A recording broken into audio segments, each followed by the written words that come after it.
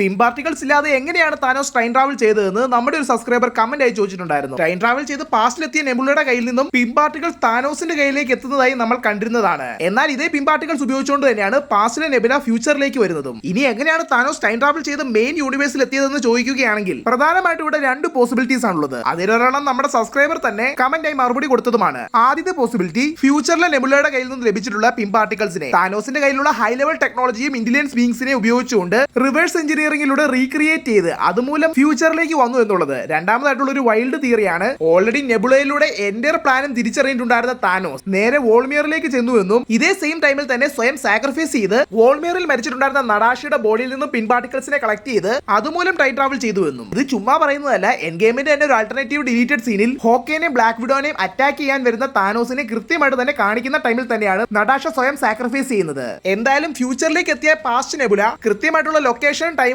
Access ചെയ്യിപ്പിച്ചുകൊണ്ട് താനോസിന്റെ 1 മില്യണോളം അടങ്ങിയിട്ടുള്ള ആർമീസിനെ ഉൾക്കൊള്ളുന്ന ആ ഒരു വലിയ ഷിപ്പിനെ ടൈം ട്രാവൽ ചെയ്ത് എൻ ഗെയിമിന്റെ ക്ലൈമാക്സ് നടക്കുന്ന സ്ഥലത്തേക്ക് ഡയറക്റ്റ് ആയിട്ട് തന്നെ എത്തിച്ചു.